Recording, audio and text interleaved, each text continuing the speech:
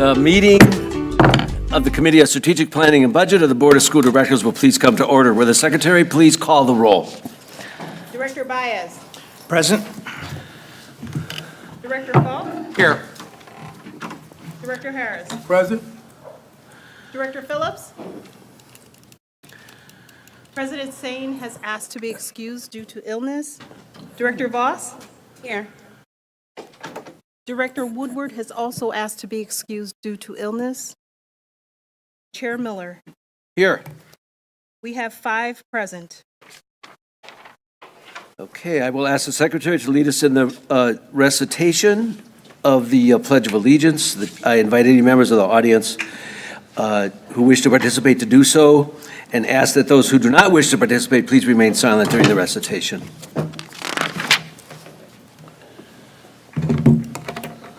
I pledge allegiance to the flag of the United States of America and to the republic for which it stands, one nation, under God, indivisible, with liberty and justice for all.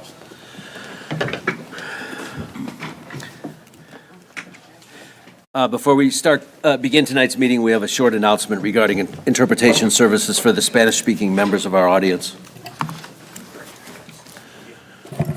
My name is Judith, in Spanish interpreter for tonight. If you need interpretation services, please let me know. Buenas noches, me llamo Judith, soy intérprete de español. Si requiere servicio de interpretación en español, déjemelo saber. Gracias. Thank you. Thank you. For each of our items of business, we will hold a discussion in public hearing. If you wish to speak, please fill out a speaker slip and bring it to our board clerk, Dr. Mann. When you are called upon to speak, please state your name and spell your last name for the record. For the sake of fairness and to give everyone a chance to speak, I will reserve the right to limit the length of time allowed to any one speaker. Written testimony will be accepted for transmittal to the board. Send this testimony to the Office of Board Governance, P.O. Box 2181, Milwaukee, Wisconsin 53201-2181, or fax it to 414-475-8071, or email it to governance@milwaukee.k12.wi.us. Just as a reminder, Robert's Rules of Order dictates that all comments should be directed to the chair of the committee. Also, any questions or requests, including those from the public, committee members, or the administration, are to be directed toward the chair, who will determine the most efficient way to address them. For safety of all and to ensure good order of the business, harassment or intimidation tactics of any kind will not be tolerated. Anyone who engages in such words or actions will immediately be asked to cease. If such behavior continues, a recess will be called and the offending parties will be removed. Anyone ejected from the meeting may continue to listen to the meeting or access the agenda items online. However, they will not be allowed to rejoin the meeting. Also, no one other than members of the board, the staff of the superintendent's office, the Office of Board Governance, and the Office of Accountability and Efficiency, and those who have been invited to present or participate in items of business will be allowed on stage before, during, or after meetings of the board and its committees. Also, for our listening audience, if you wish to access this evening's agenda items and attachments online, you may do so by visiting esb.milwaukee.k12.wi.us. Now let's begin. Madam Secretary, item 1, please. Item 1 is a report with possible action on the fiscal year 2019-2020 estimated enrollment, revenues, and long-term financial forecast. This is an informational item, and although it has been noticed for possible action, no action is required. Does the administration wish to make comments? Yes. Good evening, Chair Miller and members of the Strategic Planning and Budget Committee. Keith Posley, Superintendent of Schools. This evening, we are prepared to engage in a discussion on the important information regarding the FY20 budget process. The first item is the budget forecast, which was developed in collaboration with Michael Trueblood from the Office of Accountability and Efficiency and the administration staff from the Office of Finance. I would like to take this opportunity to thank all of them for their collaborative work and their efforts. The information that Martha will share with you shortly is key in our decisions, decision that we will be making in upcoming months, not only to maintain but to improve school operation services. At this time, I would like to ask Martha Kreisman to please walk us through the presentation. Martha?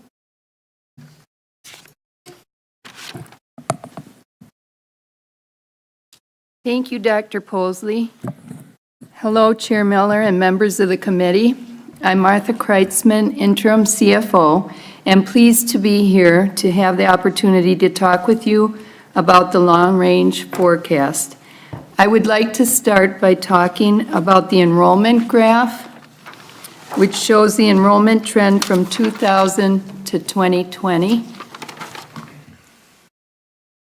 I believe you have it in front of you, and it may come up on the screen. They do have a copy, please. The yellow bar on the graph represents the traditional MPS schools. The red is the alternative, partnership, and contracted schools. Purple represents non-instrumentality charters. Green is a trend for Chapter 220 and open enrollment.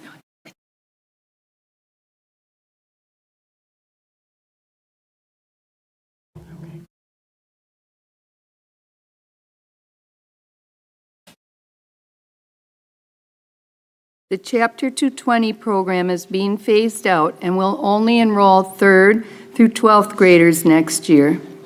They are not allowing new students into the program. And now it's up on the screen so you can see the different colors. Since fiscal year 2000, there has been a loss of over 25,000 students, with an expected just under 80,000 students in fiscal year 2020. It is projected that enrollment will remain basically stable next year compared to this year.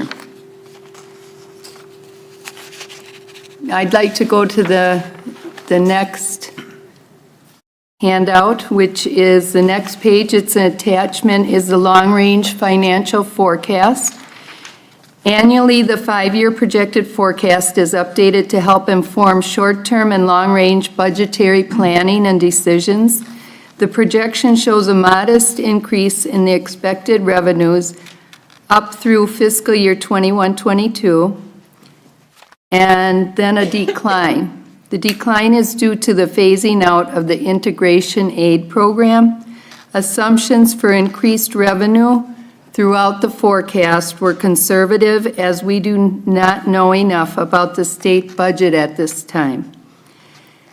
The salary assumption includes raises and Road to 15. So I was talking about the revenue line, the first line, and now I'm going down to the second line, which is the salaries.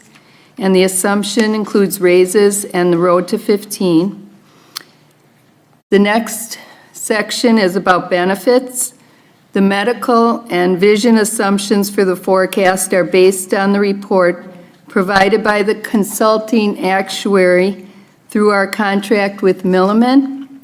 Assumptions include an annual inflation rate of 5% for medical costs and 12% for prescription drug costs. The supplies, materials, capital purchases, other expenditures are based on the inflationary assumption of 2.9%. The last line in dark blue shows the expected deficits that we may face in the coming years. Plans to mitigate these expected deficit and the rises in costs need to be taken into consideration so that resources can be focused on student success. And if you have any questions, we'll be here to answer. Thank you. Do committee members wish to make comments or ask questions? Director Falk. Yeah, one of the presumptions in terms of enrollment is we have for the coming year, do we have projections down the line after that? And also the question is, do we have demographic information in terms of birth rates and students that are younger than entering school? Because, we have to project long-term, and it's not just a question of projecting long-term in terms of this budget, it's also a question of facilities in terms of what we need to keep open as buildings, or whether we need to downsize, or who knows, maybe even increase capacity. Do we have that kind of information? Mr. Chair, Members of the committee, for the listening audience, Director Phillips has joined the committee. Thank you. Director, Chair Miller and Director Falk, we do a projection going 5 years out for the enrollment also. And that projection is based on the trends that, the past years and the trends that we've seen recently. And it shows the enrollment going slightly down each year. So, for example, for 2020, the projection is just under 80,000. It's actually, if you want to be exact, 79,487. I mean, you can't be that exact with the projection, but, Sure. And then by 23, 24, it goes down to 78,433 students.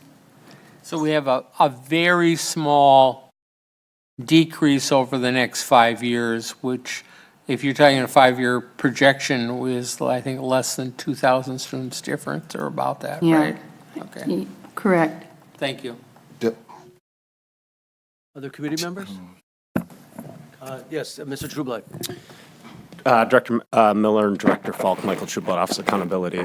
I'm going to reference back to the Long Range Facility Master's Plan, which was put on by MGT, and through their data analytics as well, they were reporting that the live births in Milwaukee has been declining, and we'll see a steady, not a steady, but a continued decline for the next 10 years, as was projected in our Long Range Facilities Master Plan.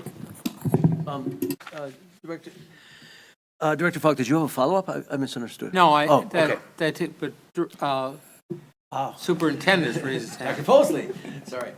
Chair Miller, members of the committee, one of the things that we've been looking at over, and we have a team of individuals that also work together along with the Office of Accountability and Efficiency, work together on the projections each year. And what we have really truly seen is about a 1,200 student decrease yearly at a minimum for the last 3 years. So we're estimating somewhere close in that area, but also looking at all of the strategies that we have in place to maintain our students and to push to get more students in. And one of the things that we continue to do is to continue the canvassing approach that we have year-round other than seasonal. So hopefully we'll be able to stabilize enrollment and not drop the 1,200 students that we have in the past. Director Voss. Thank you, Chair Miller. Does the current view here reflect the anticipated savings from the open retirement window that was anticipated?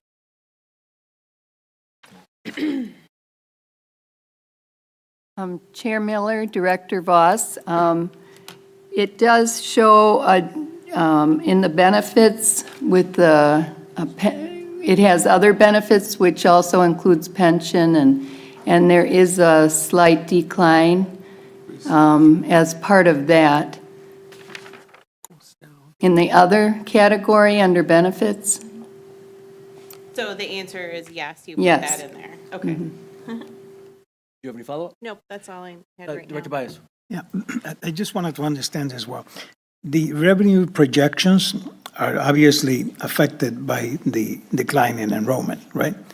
But are they also affected by the thinking relative to what additional resources may become available to the district as a function of changes in government? We have discussed that here a number of times. There have been a number of promises that have come about, and I'm not saying that we have to accept those promises, but when we look at the projections here, the revenue projections and the operational projections indicate a significant deficit, okay? That deficit is related to our ability to be able to take those revenues up, working with the state in some way, because I do not think that it can be just a function that if we have enrollment declines, that also means that we're going to do a substantial staffing decline. We are in a situation right now where we don't necessarily see a lot of that. But have those considerations been Have you given thought to those considerations? How are they figuring here? Chair Miller, Director Baez, we were conservative in the revenue projection going forward.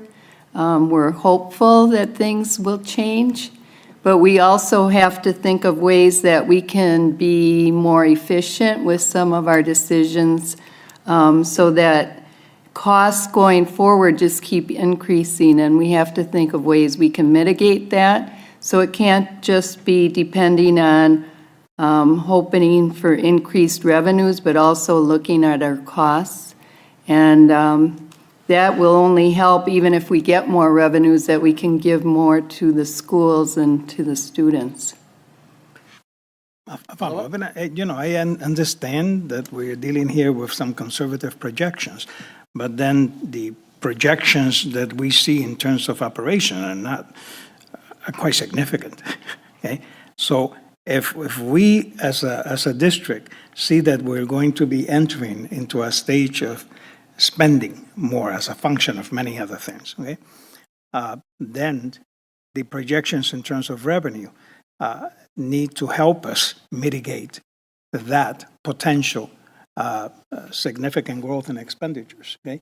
I don't know if I'm making myself clear. It's just that it seems to me that as a district, we have sort of like an obligation to make clear to the people in government that the issue of starving public school districts like they have up to now, given these considerations of expenditures, is a real significant problem if public education is going to be protected. Okay?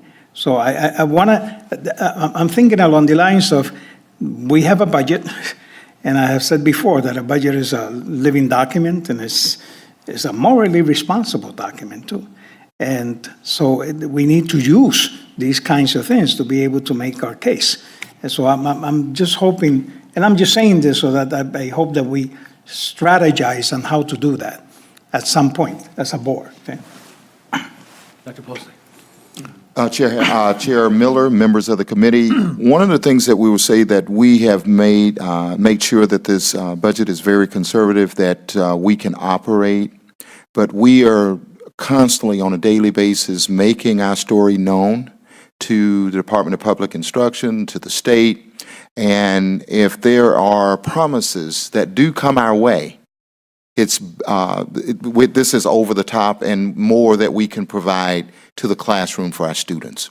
So what you have is a conservative budget here that we can make happen with what's allowed right now and what we know that will be coming our way. And the consequences. Sure. I'm sorry. Good? Yeah, Okay. fine. Any other questions? Any others? I just want to ask one quick question. This budget, what's the benefit rate that it's based on?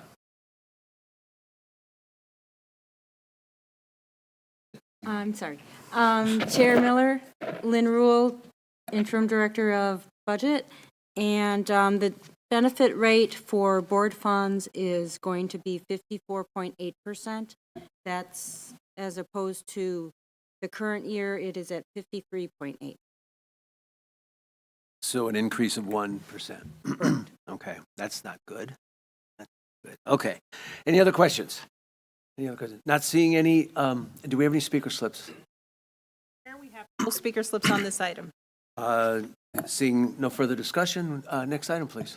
Item 2 is action on a request to approve fiscal year 2019-2020 budget parameters. The administration recommends that the board approve the following budget parameters. Number 1, preparation of the budget in accordance with state law. Number 2, preparation of the budget with maximum revenue limits. Number 3, repurposing and adjusting of educational programming and departmental budgets to promote student achievement and a balanced budget. Number 4, consideration of salary increases for all employee groups through the budget and negotiations processes to attract and retain qualified staff. Number 5, consideration of employee benefit changes for eligible employees to identify cost savings and increased efficiencies. Number 6, exploration of operating efficiencies. And number 7, development of a budget that reflects a commitment to fair resources and an equitable education system for all students. Thank you. Does the administration wish to comment? Yes, Chair Miller and the members of the SPB committee. This evening, we are asking that you approve the FY20 budget parameters before you, which will be used to in the planning and development of the FY20 budget. These parameters for FY20 planning was first discussed in October 2018. Parameter number 7 was added based on the discussion we had here at the board level. I would like to thank each of you, as well as Dr. Mann, for your collaboration and helping to develop the parameters that are before you this evening. We are happy to answer any questions that you may have in regards to the parameters at this time. Do any committee members wish to speak? Director Falk and then Director Bias.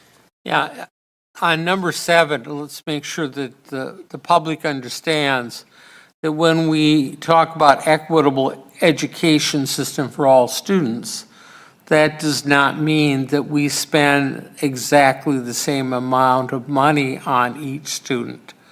That some students, by their very nature, I mean, the most obvious one would be students with special needs. We're going to have, in order to give them an equitable education with other students, we will have to spend, in some cases, significant amount more money per child. But we also have that same issue with children coming from poverty, in which quite often we have to spend additional funds to help them stay equitable with other students who may be coming from a better financial background. So I just want to make sure that everybody understands. I think I see the administration shaking their heads, but the point is I want everyone to understand that might be listening to this, that equitable does not mean equal spending. That's all. Dr. Yes, I gave some thought to these parameters, and particularly to number 7. And I appreciate the very fact that this board engaged in discussion and adding number 7 to these parameters. But as I thought about it, it seems to me that the language is always an important thing, because what we say in number 7 has to also go to what we mean by this budget, the kinds of things we want to do with this budget. And I have some language that I wanted to propose for discussion. So the language is going to be circulated now. I thought that number 7 should read, development of a budget that reflects a commitment to fair resources, quality and socially transformative learning, a supportive environment for employees, and an equitable education system for all. And the reason I thought about that is, like, you know, we got people who get a quality education in Harvard and go off to Goldman Sachs and put children in cages at the border, okay? We got people that get a quality education in many of our higher education institutions, and we don't distinguish. And it seems to me that we need some language that makes us distinguishable. We have been talking a lot about the issue of quality, but the issue also of socially transformative learning, that this budget has to support the idea of how we transform the learning in this system, that we need to go that extra mile, that is not just about attaining the test scores that accountability gurus want us to attain. It has to be a little bit more than that. And I think that we also have to make a statement in the budget related to how we support the environment for our employees. We say some things about employees in the budget, but it all remains within the context of the traditional approaches to how we budget things. So I would encourage my colleagues to look at this and to look at that language and see and look at the possibilities of sort of like amending number 7 to go in that direction, and I invite any discussion on it. So am I understanding that you're making a motion to accept the parameters with the change in number 7? Correct, yes. Okay, Madam Clerk, if you could take that into account. Noted. Committee members, thoughts? Administration, would you like to react? Yes. Chair Miller, members of the committee, I just would like to have a clear understanding on socially transformative language here, because I'm just learning, transformative learning, and just would like to know, I'm a little, I just wanted to be a little clear there. Sure. Mr. Chair? Please. Okay. Sorry, please May I respond? Director Bias, sorry about that. I am not too sure how my colleagues and you all feel about this. I think that in the literature right now, there's a significant distinction being made between quality education, and remember what I said before? I mean, people in Harvard can get a quality education. Does that mean we want our kids to be like that? Okay? And the issue of the obligation that public schools have to engage in a social transformation of the learner, that we are talking about building public school systems that are going to help us improve society for the better. And transformative learning is about the social obligation that we have with budgets and schools to be able to do that. So I make, so I wanted to keep, believe me, I struggle with the idea of keeping quality because of what it means. Everybody talks about quality in a very, general way. But I kept it in there. But I think that if we add the idea of socially transformative that is consistent with what we've been talking about in Black Lives Matters, what we're talking about in bilingualism and bilingual education, all of the issues that refer to how our educational systems need to be geared to support that idea, to support the idea that we may need to invest in making sure that happens, okay? So that's what I was looking for. I mean, I don't think this is a significant deviation from what we're talking about, but I think it's consistent with what we have been talking about. Director Falk. Yeah, looking at this, there are probably two places that we can do that.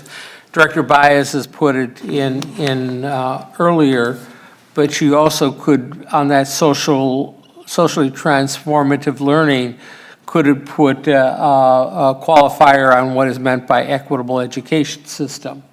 Because, the question is, how do we measure an equitable educational system? We tend to measure that primarily on the basis of reading scores, mathematics scores, things like that. But there are other issues that we could look at in terms of measurement of what constitutes a well-rounded educational individual. I'm thinking of, if anyone of you read about the country of Bhutan, we in the United States obsess with the gross national product. Bhutan has the gross national happiness that they measure. So the question is, how do we measure an equitable education? And the question is, do we have well-adjusted, sensitive, forward-thinking individuals? And I think if I'm on track with Director Baez, I think socially transformative learning is also part of that in terms of what we're talking about. So, I mean, we can define it one place or the other as to what we consider to be an equitable education system, because at the end of the day, I don't want us measuring it by going 10 years later and finding out what they have on their tax form in terms of how much money they made, and that's the way we're going to judge how well we've educated people.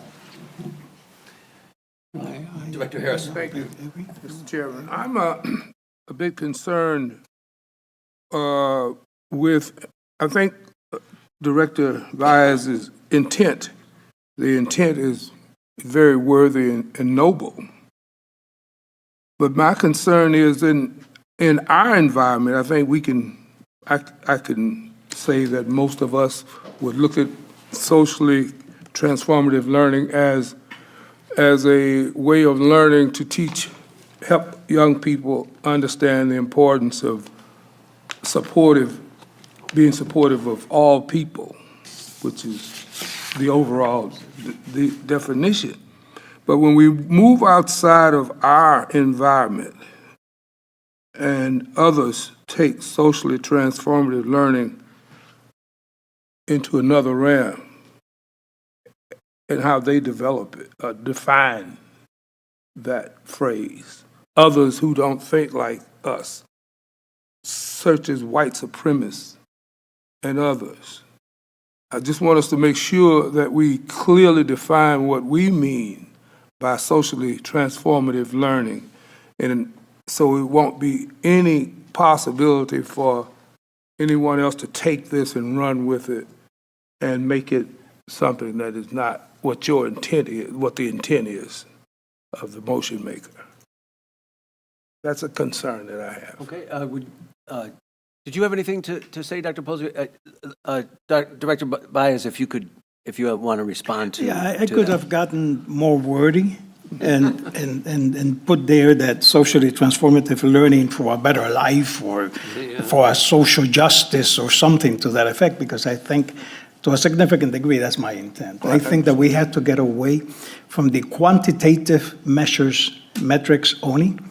I mean, we're seeing throughout this country that is changing, that we have to find metrics that are more qualitative about human beings and human life, okay? I mean, if the new governor of New Mexico can sign an executive order saying we will not tolerate any more accountability testing in this state, okay? And other people are saying it all over, that's significant. And there is a shift in the thinking of people that are basically saying to us, we need to be in the business of changing human beings for the better. And that's what education should be about, not just about doing well in some tests developed by some corporation that gets paid well for that. So I'm hoping that, I don't have all the answers to everything, but I think that my intent is to see how we can make a statement to the budget, okay, that says that this district is concerned about this social transformation of kids, about protecting having an environment that's supportive of our employees. Kids don't make a school district only. It is everybody. It's the whole family. And so we need to create those mechanisms where equity really means something to people, okay? And not just, language that everybody throws around. So that was my intent. I'm going to pass the gavel to Director Voss. Okay. I'm not sure who the vice chair is. You are for the moment. Go ahead. So I like this because of a couple things. First of all, this district is not neutral on social justice. We stand in belief of social justice. We want to confront the status quo in this country. We have, at least I feel this board has taken this position. And what I'm hearing, and in building a new society. And so what I'm hearing when I hear transformative learning, and it is in the literature, I mean, I see it all the time at the academy. Happens to be I teach at Marquette, so I see this stuff there. In terms of language, I think what it tells people is that our goal in educating our children is not just to be neutral, but to say we want a new day and a new life. And I think that this wording lends to that. And I don't think it's so radical that it doesn't, that it takes us off track about what we're doing in the direction we're already going. I think it is in line with that, but I think it's important to reaffirm that. You're chairing. Any further commentary or request for information, Superintendent? No. Okay. Anyone else on the committee wish to comment or add to the discussion? Dr. Phillips? Thank you, Chair Voss. So I did review prior to this meeting the budget parameters that we had for last year, and it's pretty clear to me how we've approached these items. I'm just pulling it back up because I did pull it up as well. But one item that I just wanted a little follow-up on was, in order to inform how we do this for this year, was how did the FY19 budget help preserve or reduce classroom size?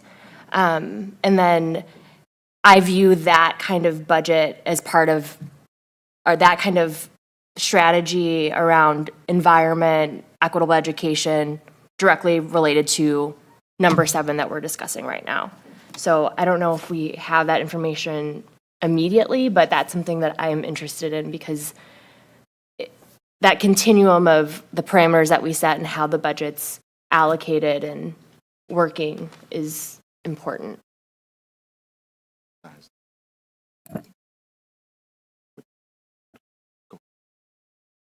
Chair Miller, Director Phillips, as far as the class sizes, we model that, and we have regional resolution rooms where we look through that, we talk to the principals about it, and then if we need to, we have money set aside that we help stand up some schools that might need extra help.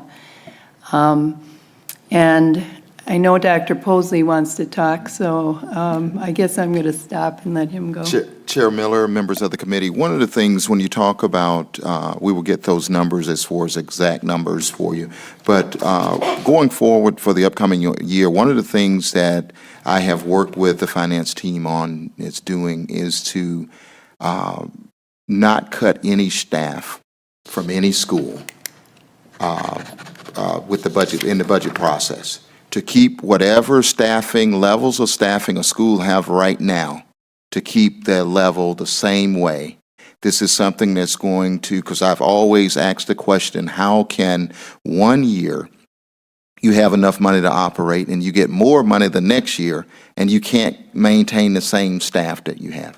One of the things that we have done in this particular budget is set aside enough funds for a school to stay whole and not to have to cut anyone in order to balance the budget.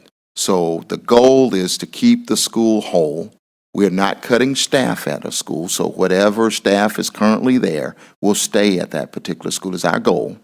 And this is also going to help us with the recruitment process, because what has happened in the past, we cut staff, and then they have 2 to 3 months to search for another job, and they find another job, and they leave the organization. And so what we have decided to do is to stand up enough funds in the school to keep them whole and not have to cut anyone. Yes, go ahead. Thank you, Chair Miller. Follow up to that, does that mean that we're taking away some of the autonomy that principals and school communities have around their budget? Because from my understanding, the way that personnel is chosen is really something that principals decide whether or not they're going to invest in a para versus a safety and things of that nature. Like, are we saying that whatever you have in terms of personnel in your building right now has to look the exact same way? Like, what's the nuance behind that? Chair Miller, members of the committee, we are not taking away principal autonomy at all. We are saying to schools that the staff that you have, we're going to give you enough funds to maintain that staff. So we're not saying that they can't cut anyone or anything of that magnitude. But if you have the dollars and if you want to make some cuts or whatever the situation may be, we have budget resolution rooms that we're going to work out. We're going to have regional superintendents to work with that school community, because we don't want when there's funding there to make cuts just because you can make cuts. But it's the idea we want to make sure that we are doing right by staff. No follow-up? Any other questions, comments? Not seeing any. Do we have any speaker slips on this item? Mr. Chair, we have no speaker slips on this item. Okay, Hold on. Mr. Chair, we just received one speaker slip on this item. okay. Go ahead and state your name and spell your last name for us, please. Amy Mizialko, Mizialko. Chair Miller and Superintendent Posley, I just want to respond to a little bit of what's been shared here tonight. First of all, let me start by saying that school budgets need to be jointly decided by all of the people who are involved in every single school. So principals ought not be deciding school budgets alone. School budgets need to be discussed and considered with staff, with families and parents, as has been done in the past. The MTEA has an expectation that that practice will begin again. I'm relieved to hear for the children in our schools and the staff in our schools that the superintendent is considering or committing to making a commitment to keep schools whole. What schools have lost over the past decade is pretty immeasurable. And for schools to not have to lose again in that way, knowing that they're walking into a school year where they won't have to lose again in that way that they've been losing, is relieving. I want to speak to Director Baez's discussion about transformative teaching and learning. We understand that to mean that our classrooms should be democratic spaces, that our classrooms should be anti-racist, that our classrooms should be culturally responsive, that our classrooms should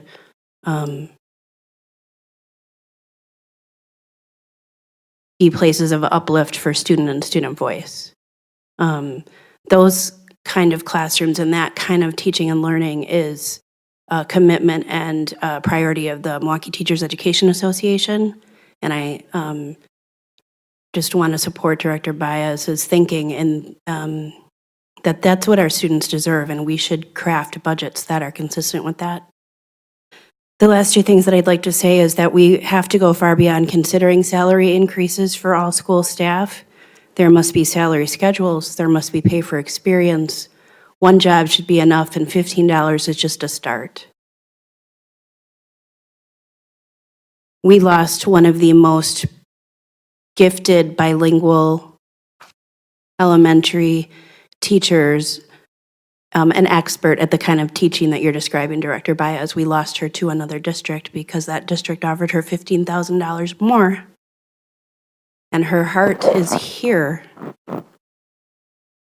But there were family financial imperatives, and we lost that person. This district must reestablish salary schedules so that people can make their home here. The last thing that I'll add in the budget parameters is time. Teachers must have control of all of their non-student contact time. That is a zero cost and a total gain.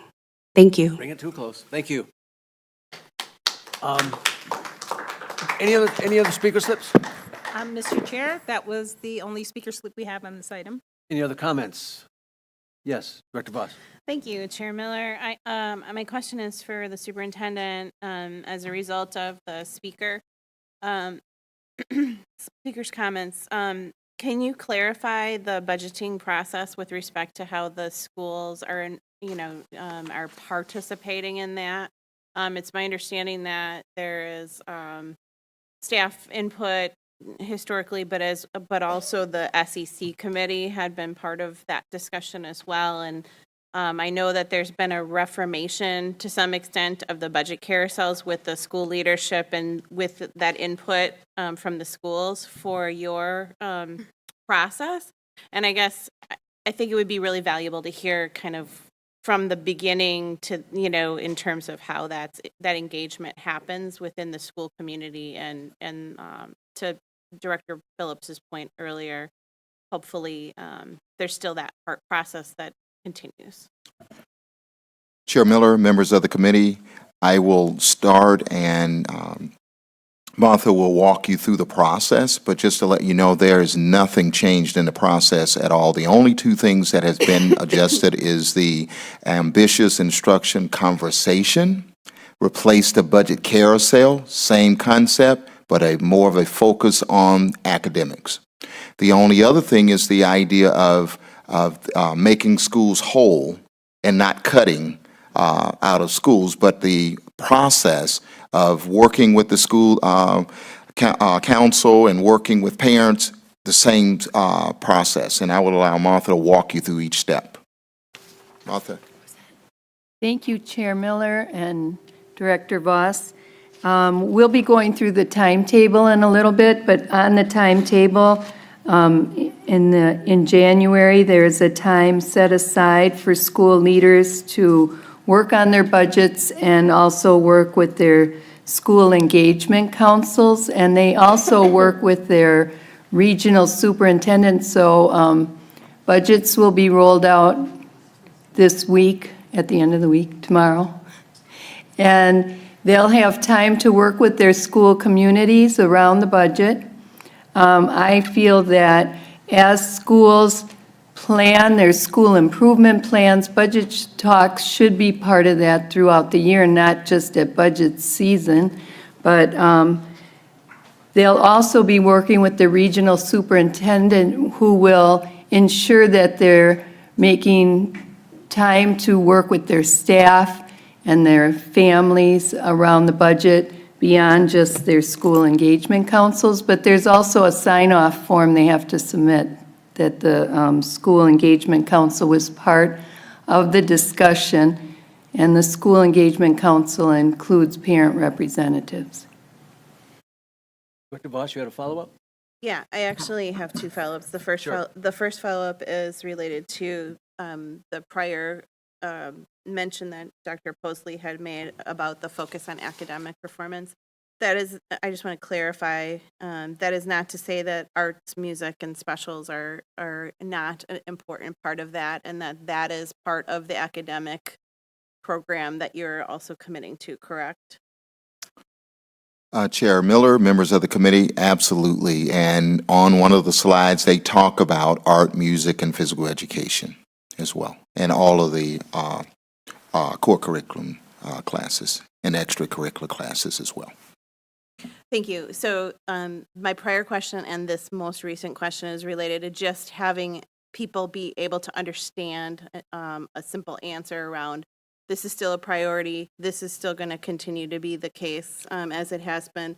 My last question is much the same in that it's my understanding that in the past schools had a budget, a member of the staff at administration that was served in a consulting role with respect to their budget if they had additional questions or if they wanted to explore some additional methodology at understanding the budget at the school level with the staff and with the families, but also with the administration and understanding what may or may not be different within this process. Is that continuing to be the case, that there's a sort of almost like a budget member of the administration that's their resource to be able to have those conversations too?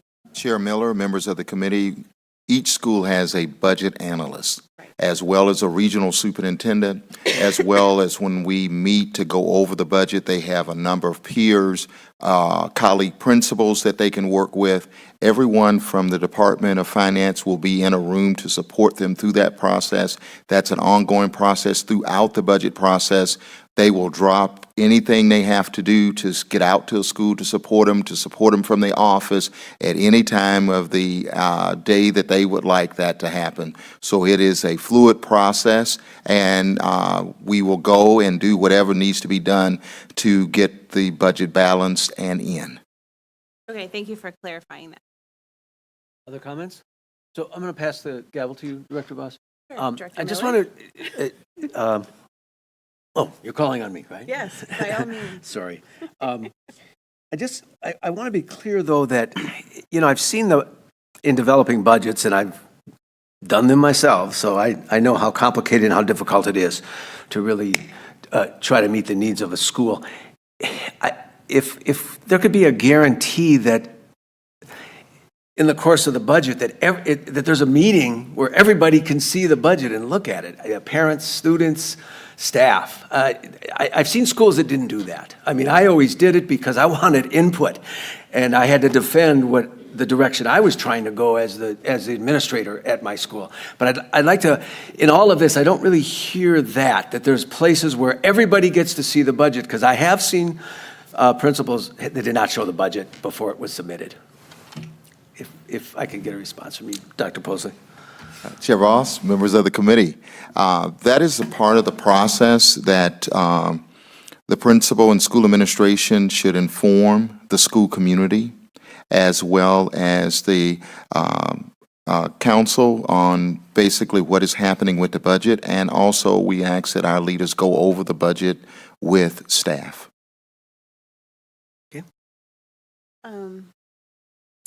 No follow-up? Nope. Can I give it back to ask a question? Okay. Dr. Voss. So because we're in a new administration, is your plan and practice for budgeting to also have that be posted publicly and have the public be able to take a look at the proposed budget, much like in prior years? Director Miller, members of the committee, and are you referring to a individual school budget or the overall? I'm just looking for continuity of practice, kind of a statement. Are we doing things the same way with respect to public transparency as we have in most recent past years? Director Miller, members of the committee, yes. And I just shared with you the only two caveats of change that we have made to the process, and the process stays the same. Thank you. And we are committed to do anything possible to make sure that we're fully transparent, and that is one of the 5 priorities of success that we have to make sure, and we are one to be 100% transparent with all key stakeholders. Any other comments? Not seeing any, do we have a motion? Mr. Chair, members of the committee, yes, we do have a motion by Director Baez, which moves approval of the administration's recommendation with an amendment to the budget parameter number 7 to read, development of a budget that reflects a commitment to fair resources, quality, and socially transformative learning, a supportive environment for employees, and an equitable education system for all. Thank you. Please call the roll. On the motion as read, Director Baez. Aye. Director Falk. Aye. Director Harris. Aye. Director Phillips. Aye. Director Voss. Aye. Chair Miller. Aye. That's 6 ayes, the motion passes. Madam Secretary, next item, please. Item 3 is action on a request to approve the timetable for the fiscal year 2019-2020 proposed budget. The administration recommends that the board adopt a timetable as listed in the attachment to this item. Comments by the administration? Yes, Chair Miller and members of the committee, before you are the proposed budget timetable for fiscal year 20. It reflects some of the work that has already taken place, such as the ambitious instruction budget conversations, and is in alignment with necessary steps that must be completed in order to move forward with the FY20 budget. The ambitious instruction budget conversations with schools are underway, and it has been helpful in identifying and deploying support to our schools. I have been very excited to hear about the work of schools and the things they're doing to accelerate success for students. One highlight of the proposed timetable is the staffing data that will be provided to HR in February, a month earlier than in the past, which will help human resources get a jump start on the recruitment efforts to find the best staff for our schools. We have also incorporated the suggestions of the Office of Board Governance regarding the timetable and would like to thank them for providing that information to us. We are open to answer any questions that you may have in regards to this item at this time. Comments by committee members. Director Falk. Thank you. Comment and maybe a reaction. First of all, one of the problems we have here is this is a state budget year. And you and I and everybody else in this room who's been involved with this knows that it's difficult for us to determine exactly how we're going to formulate our budget, not knowing what the state is going to propose in the end. Yeah, I think it's safe to say, looking at the tea leaves, that the expectation is that at least there will not be cuts coming forward, that there's a strong indication that the state will, both Democrats and Republicans and the governor are talking about putting additional money in, but we have no idea how much money or the amount of money that Milwaukee Public Schools might get. So I'm proposing as a strategy, rather than changing the timeline, is that we're initially probably, as we always have done, is to run a budget that it's relatively conservative, knowing that it is always easy to put money back in or put additional money than it is to find cuts later on. But what we might want to do in the course of the development of the budget is run on the speculation that if the state is willing to give us X number of millions of dollars, that we could telegraph in advance of what we might use that money for in the budget if we get that additional money.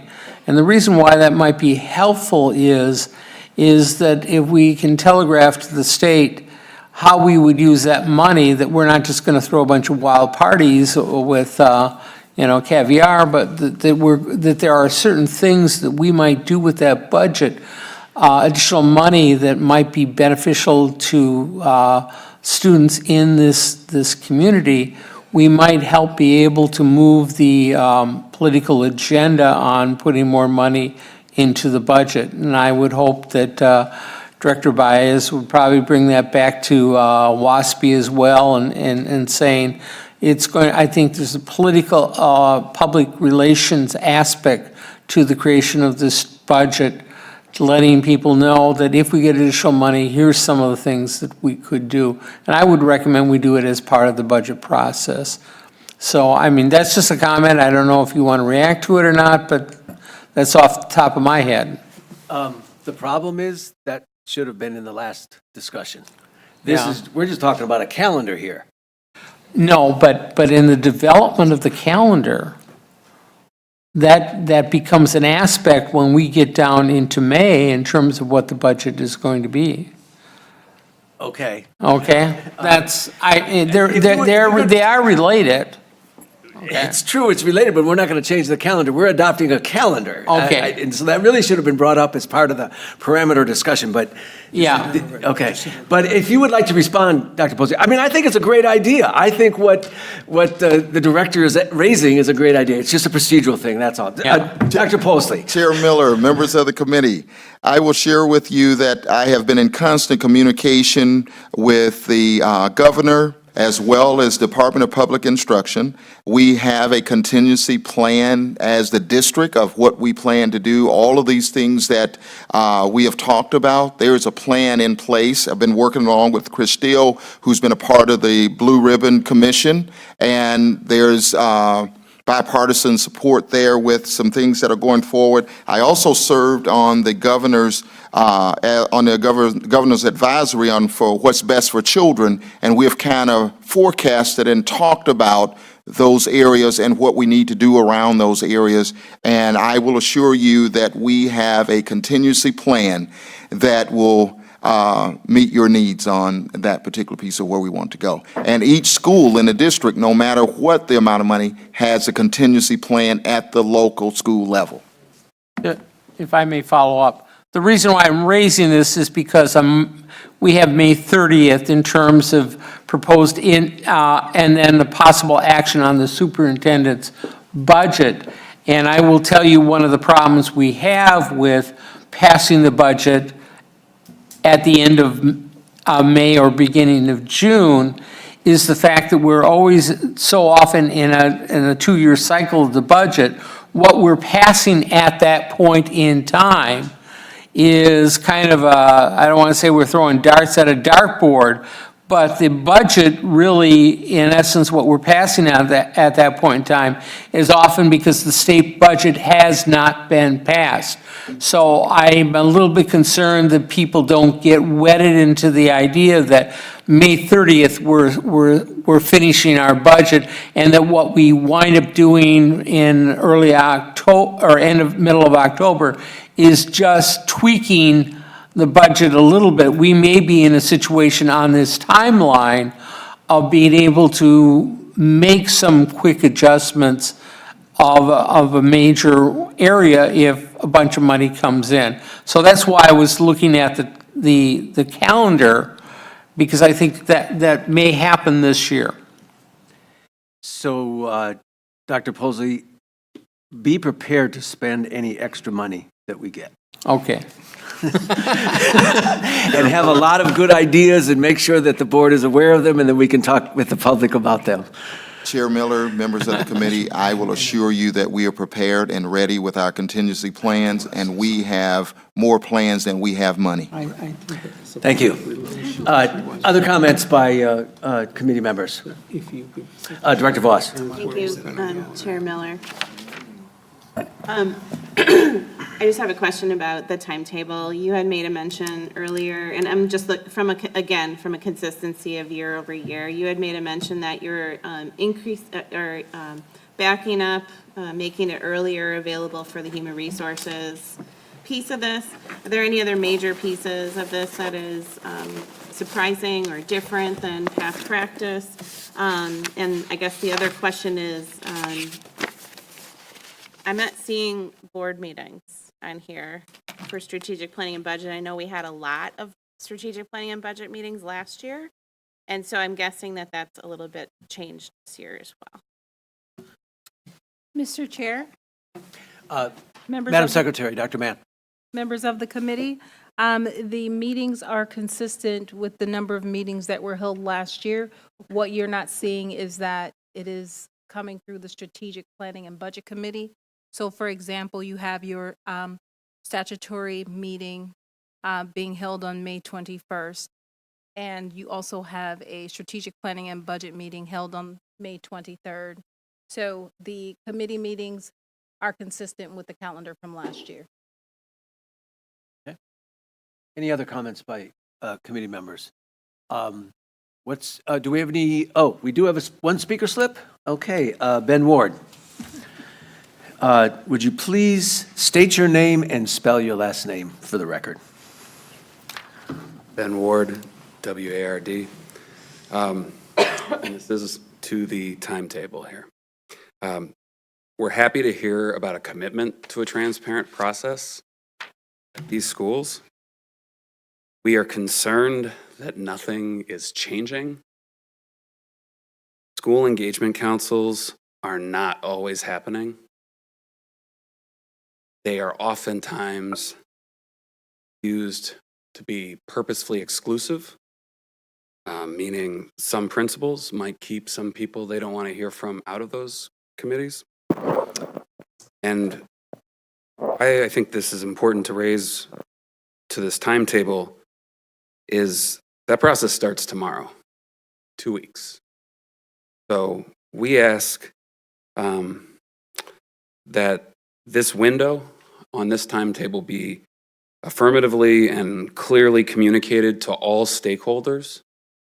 And I'd also like to ask, what are the consequences if a school engagement council is not functioning and is wielded in a way that is not transparent? Thank you. Thank you. Were you going to? Dr. Pose, if you could respond to Yes. to the speaker's question. Chair Miller, members of the In line committee. with what I was Yeah. asking earlier. Chair Miller, members of the committee. First of all, school engagement councils are at all of our schools. All of our schools have a council. They all have to turn in a sign-off sheet from their council that they have gone through the budget in order for us to take the budget and move the budget process forward. As far as the idea that we could be more transparent around making sure and ensuring that this is noticed in the school newsletter and bulletins and things of this nature. And we can also request through school administration that each school send out something to let school communities know when this process will happen with the School Engagement Council. Any follow-up questions? Director Baez? Oh, I'm sorry. And then Director Phillips. I'll go first. Go ahead, Director Phillips. And then Thank you, Director Chair Baez. Miller, and thank you, Director Baez, for handing me the mic.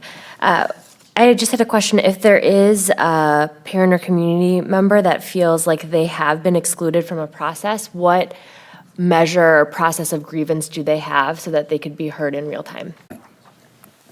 Chair Miller, members of the committee, on the School Engagement Council, every single member of that council must sign that document in order to turn it in. And that's one of the checkoff lists that we use here in this Office of School Administration to check off to make sure that they have done that. If not, we will be contacting the school and finding out why not. Anyone on that council, any school member, parent of that school can call call the Office of School Administration, and we will do a follow-up.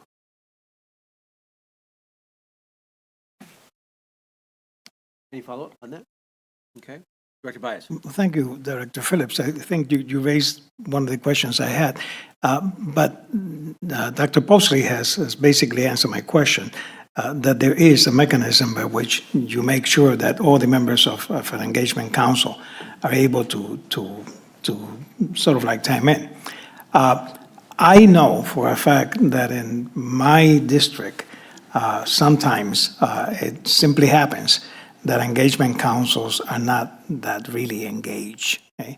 And I think that the speaker raised the issue that, if we want to be really transparent about this and make sure that this happens, I was a parent organizer, and believe me, I still feel that, okay? That sometimes there are good intentions, we say it, and it happens that they're not fully engaged, okay? That we find a way, okay, to make sure that if there's anybody that has something to say, that we will facilitate that process, as opposed to a situation where somebody that wants to say something is afraid of saying it because if they say it, the principal may be, bothered or something like that, okay? But I think that the discussion here tonight is that we are being vigilant and tactful and careful about that, and we want to do this right, okay? And I appreciate the fact that you're moving in that direction and that's going to happen. Thank you. Director Falk. I think we need a motion, so I'm going to move approval of the fiscal year 20 budget timetable as presented.